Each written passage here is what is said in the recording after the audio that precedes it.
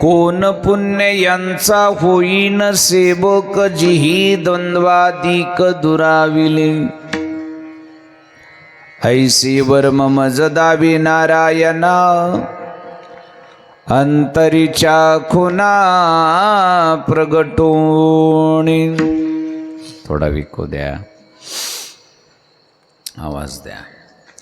कोण पुण्य यांचा होईन सेवक जिही द्वंद्वादिक दुराविले ऐसे वर्म मज दाबे नारायणा अंतरीच्या खुना प्रगटोणी. बहु अवघड आहे संत भेटी परी जग जेटी करुणा केली ऐसे वर्म मज दाबे नारायणा अंतरीच्या खुना प्रगटोणी. तुका म्हणे मग नये वृत्ती बरी तुका म्हणे मग नये वृत्ती बरी सुखाचे शेजारी पहुडेन ऐसे वर्म मज दावे नारायणा अंतरीच्या खुना प्रगटोनी. विठाला विठाला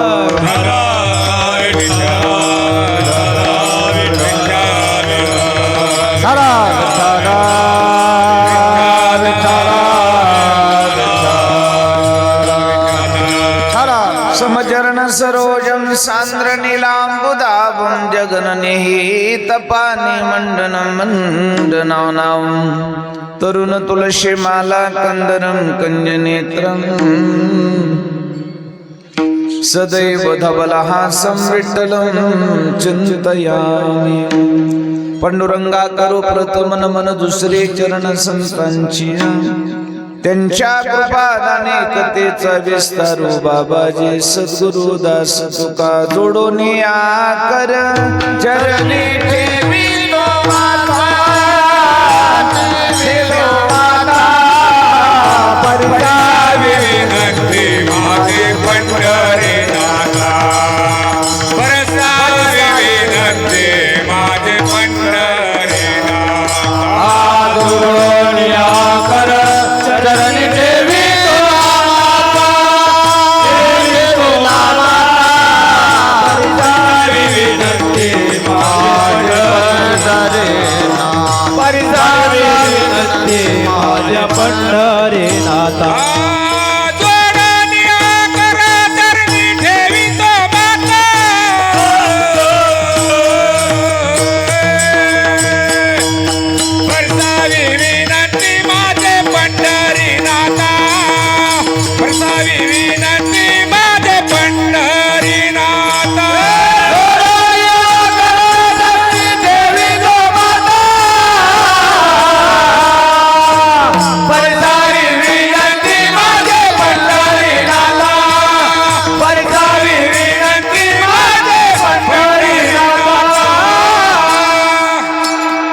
हसून सुभाव आलो तुझिया ठाया कृपा दृष्टी पाहे मजकडे पंढरी राया.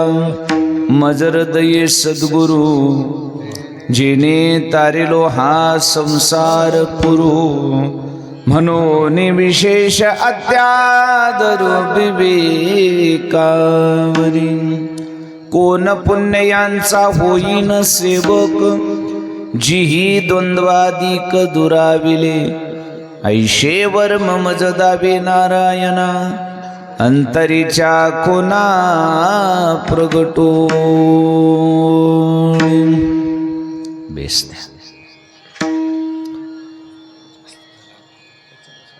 साधू संतांच्या महापुरुषांच्या पदस्पर्शाने पावन आणि पुनीत झालेली ही पुण्यभूमी.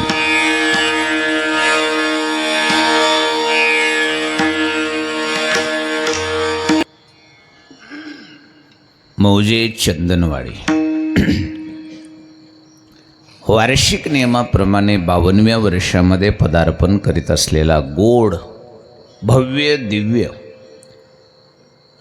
अखंड हरिनाम सप्तानी ग्रंथराज ज्ञानेश्वरी पारायण सोहळा आबालवृद्ध गावकरी मंडळी सर्वांच्या श्रद्धेमधून, प्रेमानं, निष्ठेनं आणि भावनेमधून सुरू असलेला हा गोड असा नामसप्ताह चंदनवाडीकरांचा 52व्या वर्षातील या गोड अशा अखंड हरिनाम सप्ताहाची आजची तृतीय दिवसाची कीर्तन सेवा आहे.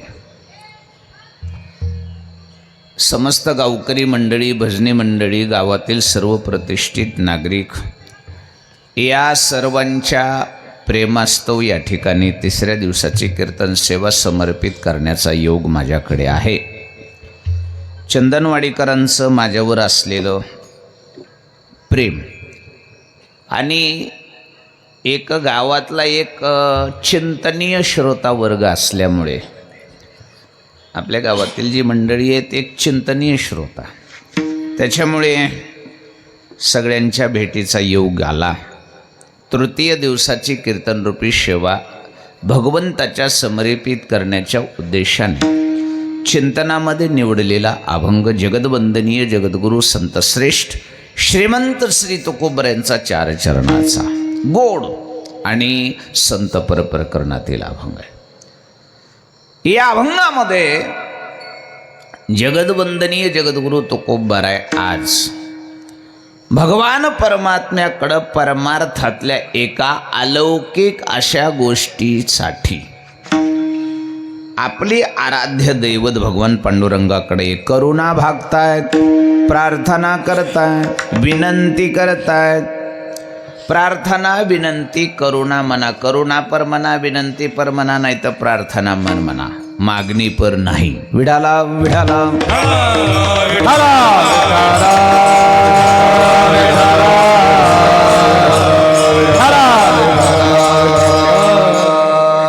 कारण मागणी म्हटल्यावर मग काल्याच्या आदल्या दिवशी गेलं ते, नाही तर मग काही जणाला वाटेल आज कसं काय हा अभंग. नाही, आजच्या अभंगामध्ये तुकोबर यांनी भगवंताकडे एक प्रार्थना केली आहे, विनंती केली आहे, अर्थात करुणा भाकली आहे. परी जग जेटी करुणा केली. काय करुणा भाकली आहे, काय विनंती केली आहे, मोठा गोड विषय. जगद्गुरु तुकोबर यांच्या मनामध्ये जी बऱ्याच दिवसापासून एक खंत राहिलेली आहे आणि ते खंत जोपर्यंत पूर्ण होत नाही तोपर्यंत तुकोबर यांची जीवाची तळमळ आहे. जगद्गुरु तुकोबर यांसारख्या महापुरुषाच्या मनामध्ये कुठल्या गोष्टीची तळमळ असेल, काय राहिलं असेल, काय इच्छा पूर्ण असेल, काही नाही. जगद्गुरु तुकोबर यांना संसारातलं काही पाहिजे म्हणून तळमळ नाही, काही मिळालं नाही म्हणून तळमळ नाही, लौकिक काही प्राप्त झालं नाही याची खंत नाही, फक्त एका गोष्टीची खंत जगद्गुरु तुकोबर यांना. काय माहितीये? परी नाही घडली सेवा काही, परी नाही घडली सेवा काही, परी नाही घडली सेवा काही. सत्य गुरु राय कृपा मागे, गुरु राय कृपा मागे, गुरु राय कृपा मागे, गुरु राय कृपा मागे. परी नाही घडली सेवा काही, परी नाही घडली सेवा काही, परी नाही घडली सेवा काही. गुरु परंपरेच्या अभंगामध्ये जगद्गुरु तुकोबर यांनी ही खंत बोलून दाखवली. कोणती खंत?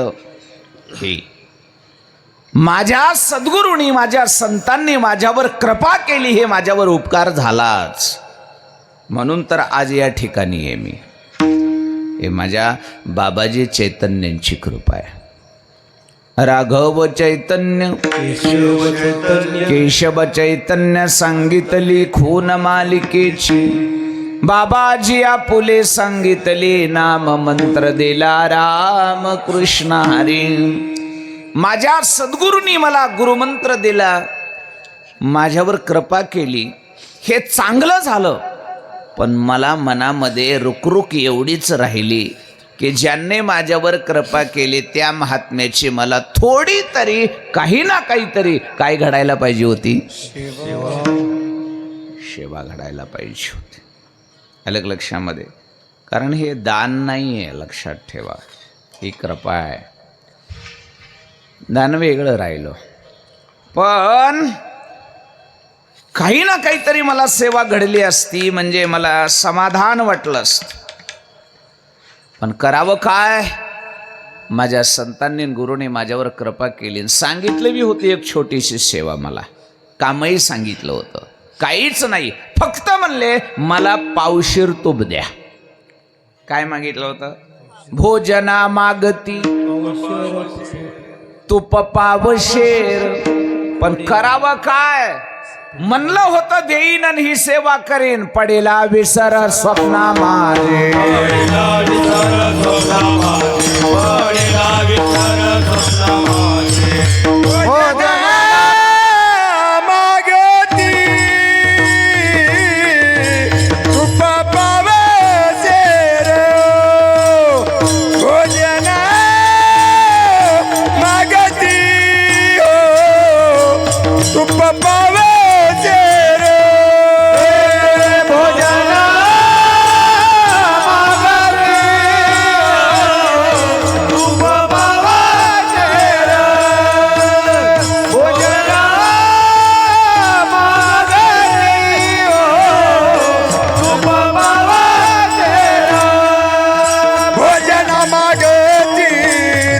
पावशेर.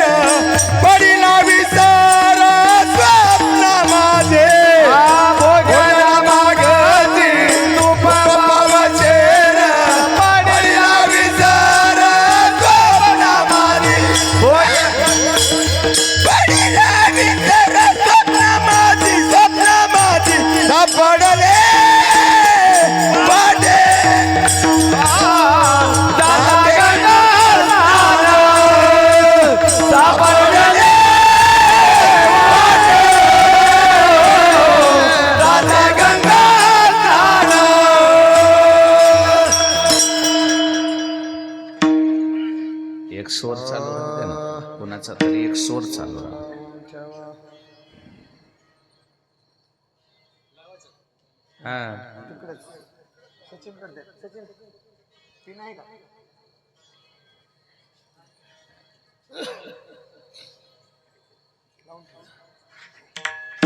भोजना मागती तूप पावशेर.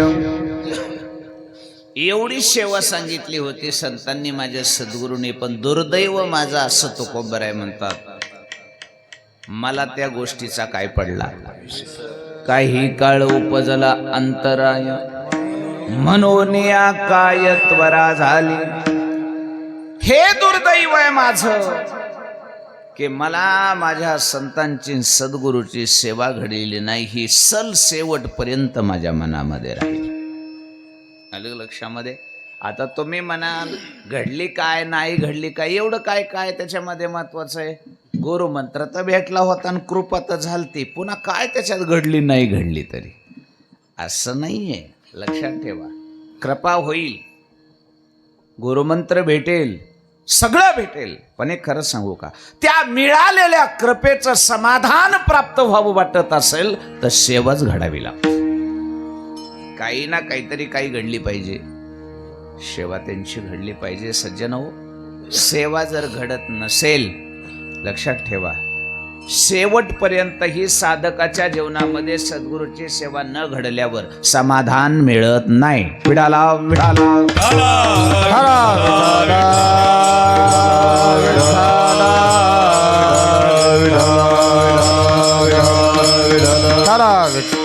आणि मग सेवा जर घडली तर मग सेवेचं फळ आहे समाधान. आलं लक्षामध्ये? नाहीतर मग हे समाधान नावाची गोष्ट कुठल्या बाजारात विकत मिळत नाही बरं सर, अजिबात नाही. मार्केटमध्ये उपलब्ध नाही, विकत घेता येत नाही, दुसऱ्याची चोरून घेता येत नाही, काहीच करता येत नाही. समाधान पाहिजे असेल तर जीवनामध्ये एक गुण महत्वाचा आहे, त्याचं नाव आहे सेवा. आणि परमार्थात तर 100% गरजेचं आहे. जिथं सेवा आहे तिथं सुख आणि समाधान आहे, जिथं सेवा नाही तिथं फक्त रुक रुक आहे. विढाला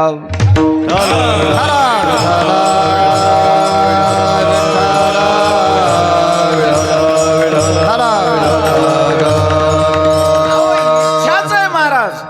तू काम काय हो प्रमाण आहे.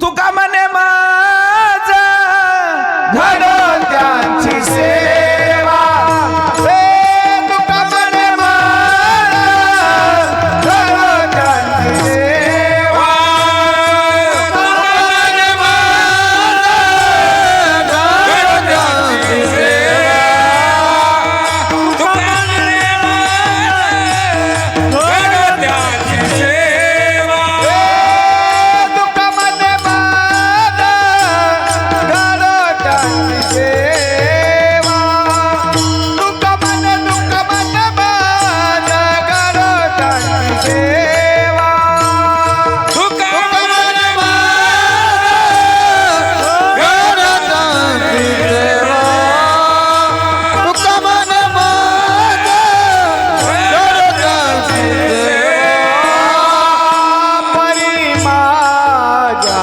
दैवा पार नाही, तरी माझ्या दैवा पार नाही, हे मुळी कन्यापुत्र होती जे जाती ग, मुळी कन्यापुत्र होती जे जाती ग, तरी माझ्या दैवा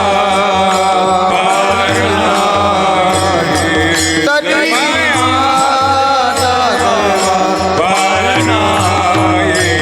कोळी कन्यापुत्र होती जे जाती ग, कोळी कन्यापुत्र होती जे जाती ग. सगळ्यात मोठा धर्म कोणता असेल तर त्याचं नाव सेवा आहे. सेवा परमो धर्म. सगळ्यात मोठा धर्म जर जीवनामध्ये कुठला असेल तर त्याचं नाव आहे सेवा. आता सेवा कोणी कुणाची करावा हा धर्म आहे.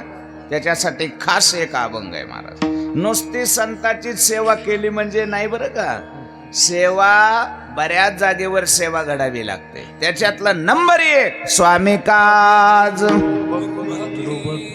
एक एक पाहू. नंबर 1 स्वामी काज.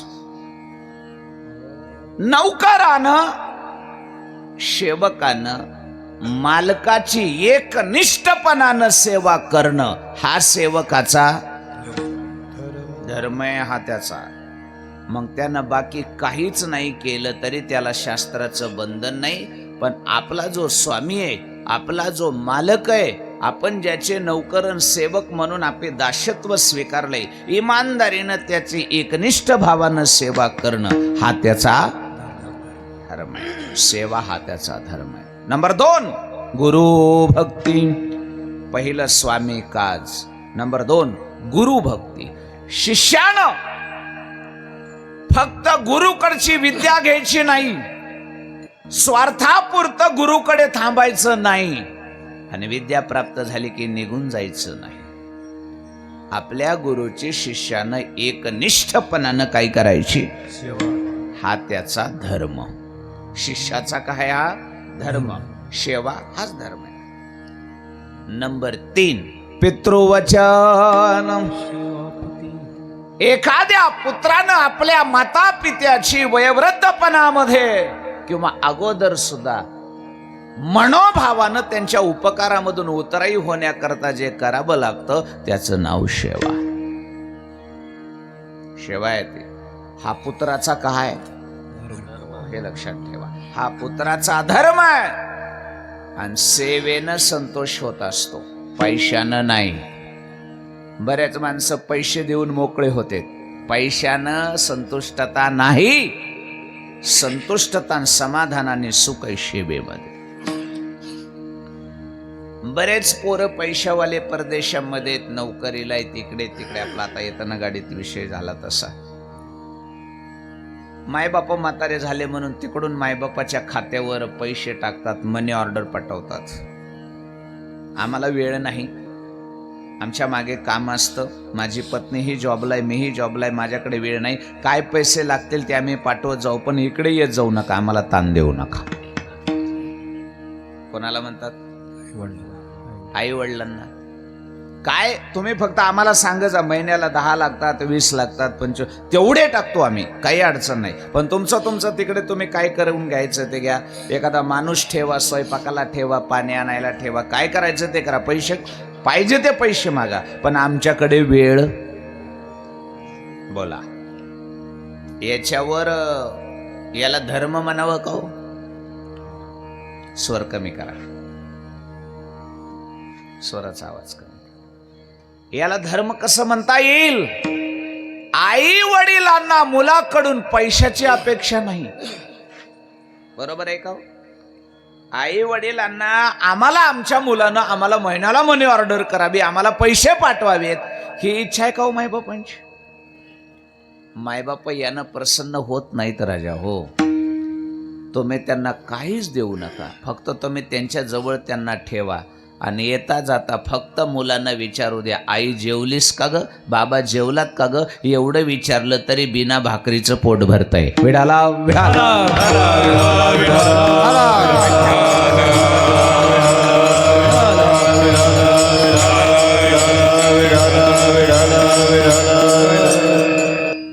आणि मुलानं आणि मुलीनं आई वडिलांना संपत्ती दाखवू नये, पैसा दाखवू नये, धन दाखवू नये, रुबाब दाखवू नये, माझं पद दाखवू नये, मी केवढं, हे अजिबात त्यांना आवडत नाही. त्यांना फक्त एकच गोष्ट आवडती, मुलानं त्यांची थोडी का होना काय करावी, आणि या सेवेनं माता पिता प्रसन्न होतात आणि त्याला आशीर्वाद देतात. आई वडिलांचं वचन पाळणं हा पुत्राचा धर्म आहे. आता तिसरी सेवा आहे का? पहिली काय सांगितली? मालकाची नौकरानं एकनिष्ठपणानं सेवा करावी हा त्याचा धर्म. शिष्यानं गुरुची सेवा करावी हा त्याचा धर्म. पुत्रानं माता पित्याची सेवा करावी हा त्याचा धर्म. आणि चौथा, पत्नीनं आपल्या पतीची सेवा करणं हा पतिव्रतेचा धर्म. विठाला विठाला विठाला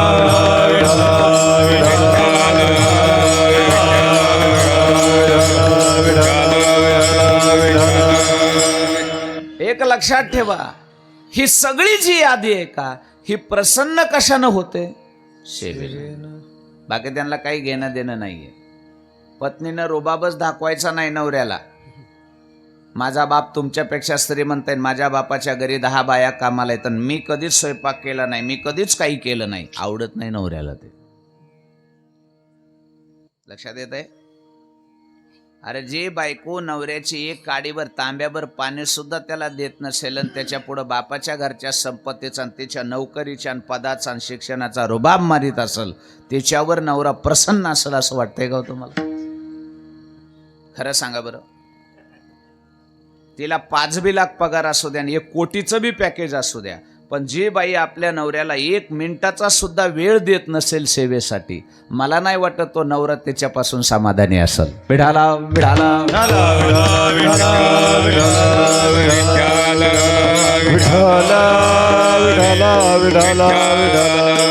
आता जी निवळच पैशाच्या माग लागलेली त्यांचा भाग निराळा आहे.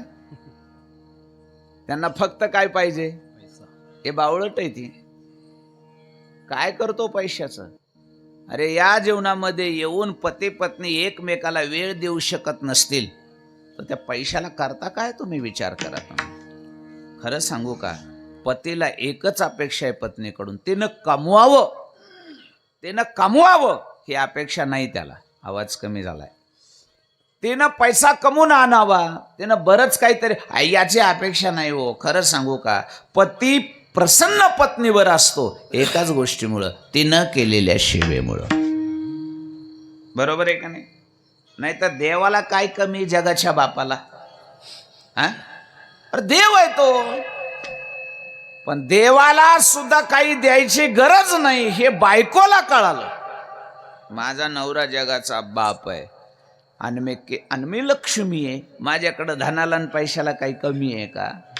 मग माझ्या नवऱ्याला धनन पैसा देऊन माझा नवरा प्रसन्न होत नाही हे वर्म लक्ष्मीला कळालं. सगळं बाजूला ठेवलं आणि फक्त एकच केलं, चरणाची सेवा. विठाला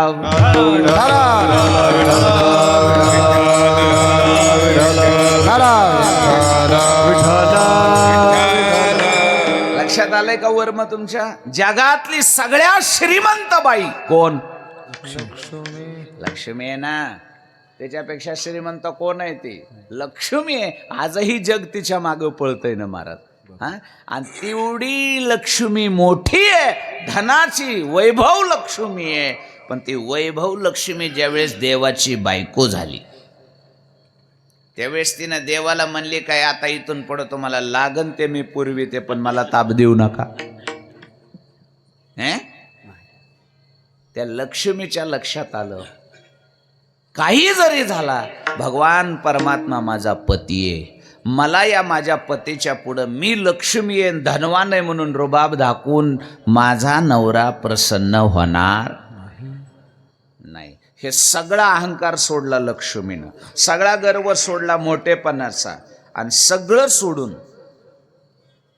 पाय चोपीत बसली. पाय भगवंताची सेवा करत बसली. पाय लक्ष्मीचे हाती अंतिशी यावे, लक्ष्मी तुझे पायांतळी आम्ही भिक्षेशी घालून झोळी, येणे तुझी ब्रेदावळी कैसे राहील गोविंदा विठाला.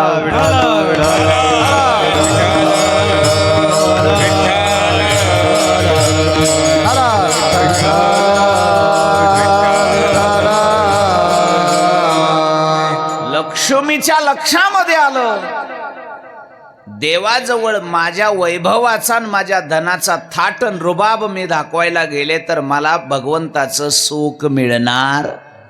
मला माझ्या भगवंताचं आणि माझ्या नवऱ्याचं सुख पाहिजे असेल तर मला हे सगळं बाजूला ठेवून फक्त मला देवाची काय करावी लागेल?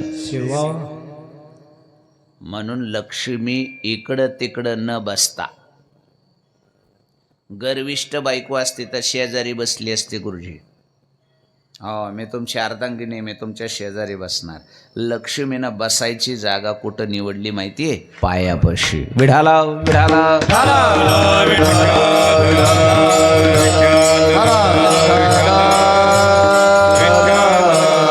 कारण पत्नीनं आपल्या पतीची सेवा करणं हा पतिव्रतेचा आणि पत्नीचा काय 100% धर्म आहे.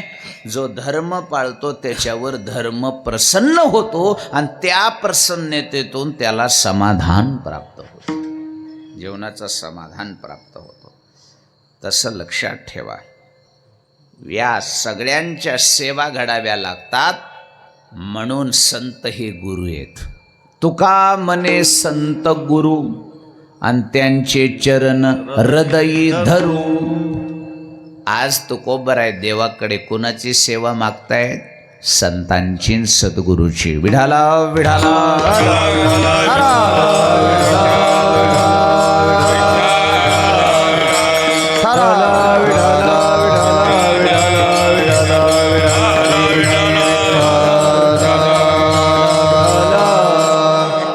महाराज हे तर सोडावं, भगवान शंकरांना सुद्धा एक दिवशी हे वर्म कळालं. मला जर माझ्या परमात्म्याचं परम सुख पाहिजे असेल, आता भगवान शंकरासारखा जपी दुसरा कोणताच नाही गुरुजी. सगळ्या पदवीच्या टॉप पदवीची लेवल पहिल्यांदा प्राप्त केली ती भगवान शंकर. सगळ्या डिग्र्या, जगातल्या जेवढ्या डिग्र्या आहेत का, त्या सगळ्या डिग्र्या पहिल्यांदा कुणं घेतल्या? हो, त्याच्यानंतर बाकीच्या पहिली डिग्री, पहिला वैष्णव कोण? एका जनार्दनी वैष्णव. सगळ्यात पहिला जपी, जप तप करणारा, करिता तापसाची कडसनी, नेघे जवळू घेता शुळपाणी. शुळपाणी म्हणजे महादेव. सगळ्यात पहिला जपी आणि तपी महादेव, सगळ्यात पहिला वैष्णव महादेव, सगळ्यात पहिला योगी, जगातला पहिला योगी. पार्वतीचा पती योगी राज, पार्वतीचा पती योगी राज, पार्वतीचा पती योगी राज. कैलासीचा देव भोळा चक्रवर्ती, कैलासीचा देव भोळा चक्रवर्ती, कैलासीचा देव भोळा चक्रवर्ती, कैलासीचा देव भोळा चक्रवर्ती. पार्वतीचा पती योगी राज, पार्वतीचा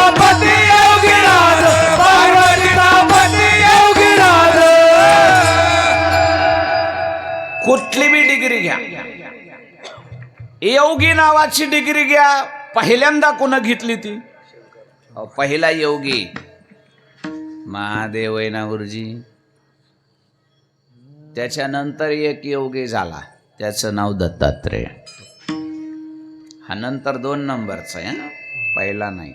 पहिला महादेव, आणि मग महादेवाच्या नंतर जो योगी झाला. म्हणजे योगी कशासाठी व्हायचं होतं? समाधी अवस्थेमध्ये समाधान प्राप्त करून घेण्यासाठी, आनंदाच्या लहरीमध्ये राहण्यासाठी योगी असतो. पण बऱ्याच योग्यांना योगात आणि समाधीत सुख आणि समाधान लाभलं, याच्या उलट दुःख लाभलं. दुःख ज्ञानोबरांनी त्याचं वर्णन केलं. योगाची या वाटा जे निघाले गा सुभटा, तया दुःखाचाच वाटा भागा आला विठाला. विठाला विठाला विठाला